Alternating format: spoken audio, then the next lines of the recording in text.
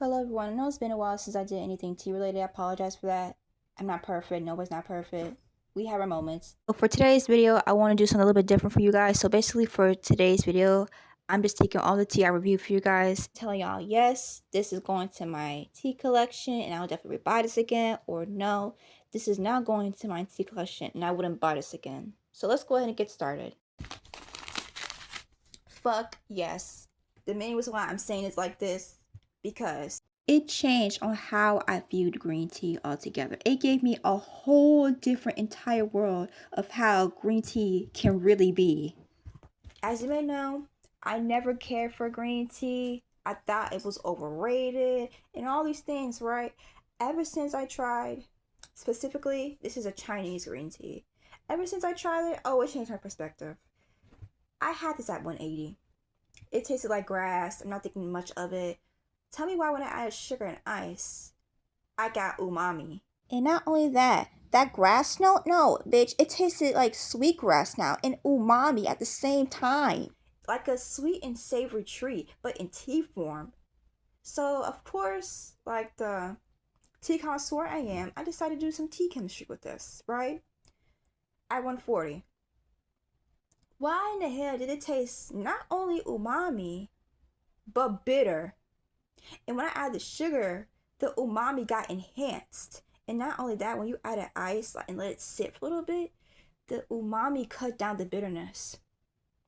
I know it's fucking mind blowing. And not only that, I managed to get the honeysuckle notes out of this.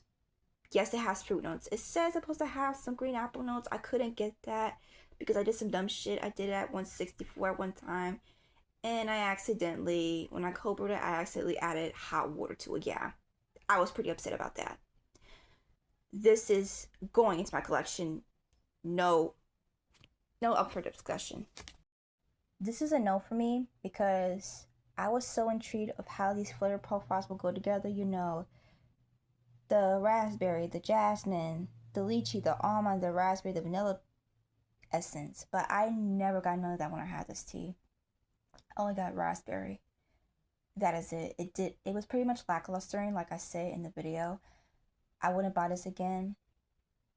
And it's not going to be added to my collection. There's nothing else to discuss about this tea. I'm not trying to be shady, but I'm just being honest with y'all. This Fanta blend right here, I would say a yes, because you just have some of those days you just want something simple, something light, nothing too crazy in your stomach. As a matter of fact, I see this being really well when you're sick for some odd reason. Considering this, when I tasted this tea, it didn't need no sugar. And that's saying something. It didn't need no damn sugar. So if you're feeling sick, I would definitely try this because I heard white tea and pear was really good for sickness in the Chinese medicine world. I would definitely try this when you're sick. I'm just saying. This Rainy Day Puer from Plum Deluxe. This is a yes. But I'll wait until Plum Deluxe have their free shipping or have their sales when it comes to this tea, because it's excessive. Their shipping's excessive. For 1 ounce of this tea, it's $9. And when you add the $6.99 shipping, that's like almost 16, close to $20 if you round it up. So I would definitely wait until they have a sale or they have free shipping to get this tea again. Also, this too, in my personal opinion, I love the spices in here. I love how they come together. Absolutely, it's nice and soft on the palate, not over excessive. But to me, this is basically English breakfast, but in a puer version of it. And nobody can tell me different, because when I had this a few times, oh honey, it kept me up. It kept me up. So I would definitely get this again, but for energy. This is a no. I love the peach note in here, but the moment I did it second steep as a cold brew, it poofed like a magic trick. That's all I gotta say. It's not going to my collection.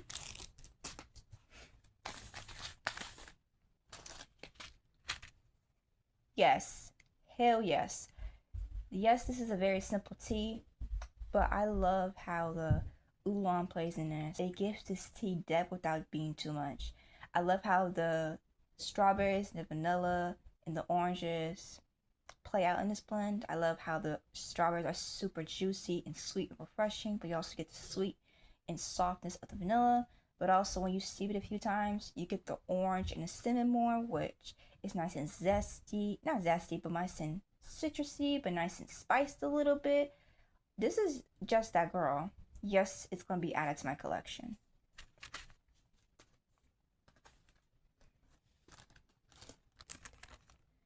No, I did not care for this tea. Like I said, when I reviewed it for you guys, I hated the fact the bergamot was overpowering everything.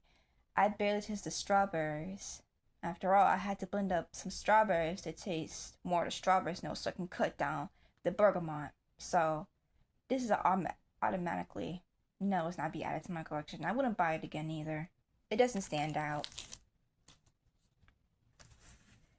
This one, I'm not sure about this one because yes, I love how the lemon was nice and soft, light, and refreshing, but zesty a little bit. I love how they played with lemon in this. It was absolutely beautiful with the bergamot. And I said in the video, yes, I'll buy this again, but at the same time, lately, I'm not hating on this, but I just haven't been in the lemon mood lately, and it's weird. I haven't been craving lemon as much, so this is a yes, but I don't know. It's gonna be added to my collection because, like I said before, I haven't been in a lemon kick lately. But I would definitely try this again if I'm in lemon mood once more. But lately, I haven't been in lemon mood, so this is a yes and maybe at the same time. I know that doesn't make sense, but I'm being honest with y'all. This one, I do not hate it, but I didn't like the fact that I had to mix the tea leaves myself to get the spearmint. I wouldn't call this a sickness. Well, Starbucks used to have a recipe when you do peach and something like that.